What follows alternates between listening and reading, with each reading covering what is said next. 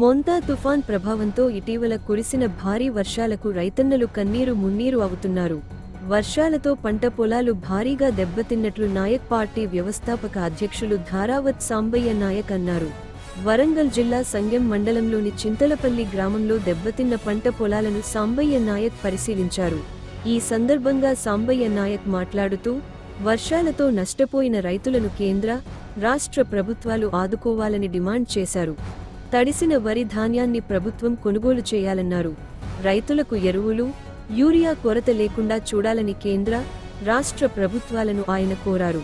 వర్షాలకు నష్టపోయిన రైతులకు కేంద్ర, రాష్ట్ర ప్రభుత్వాలు ఆర్థిక సాయం అందించాలన్నారు. ఈ కార్యక్రమంలో నాయక్ పార్టీ నాయకులు, రైతులు పాల్గొన్నారు. ఎరుకల భాష, కేరళ ఈ భాషలు మాట్లాడే ప్రజలు గ్రామం నుండి ప్రపంచ దేశాల మొత్తంలో ఉన్నారు. ఈ భాష నోటిఫైడ్ కానందున నాయక్ పార్టీ స్థాపించడం జరిగింది. నాయక్ పార్టీ స్థాపించిన ప్రధాన వ్యవస్థాపకుడు ధారావత్ సాంబయ్య నాయక్ కేంద్ర రాష్ట్ర ప్రభుత్వాలు రైతులను ఆదుకోవాలని చెప్పేసి సాంబయ్య నాయక్ డిమాండ్ చేయడం జరిగింది. అకాల వర్షాల కారణంగా దెబ్బతిన్న వరి పొలాలను, మొక్కజొన్న, పత్తి మొదలైన రైతులను ఎకరాకు 15,000 చొప్పున అందించాలని ధారావత్ సాంబయ్య నాయక్ డిమాండ్ చేయడం జరుగుతుంది. తడిసిన వరి ధాన్యాన్ని కొనుగోలు చేయాలని కేంద్ర రాష్ట్ర ప్రభుత్వాలకు విజ్ఞప్తి చేయడం జరుగుతుంది. ప్రతి పంటకు క్వింటాకు 1,000 రూపాయల చొప్పున పెంచాలని కూడా డిమాండ్ చేయడం జరుగుతుంది.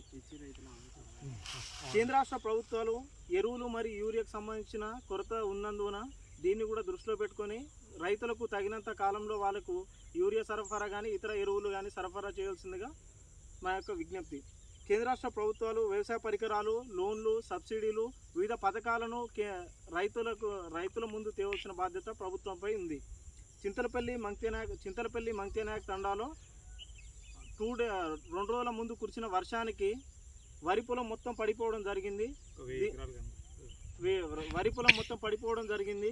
దీనికి సంగెం మండల ఏవో కానీ వచ్చి చూడడం జరిగింది. దీనిపైన రైతులు ప్రతి ఒక్క పడిపోయిన ఎవరైతే రైతులైతే నష్టపోయారో ప్రతి ఒక్క రైతుకు నష్టపరిహారం కల్పించడం 15,000 నష్టపరిహారం ఇవ్వాల్సిందిగా కోరుతున్నాము.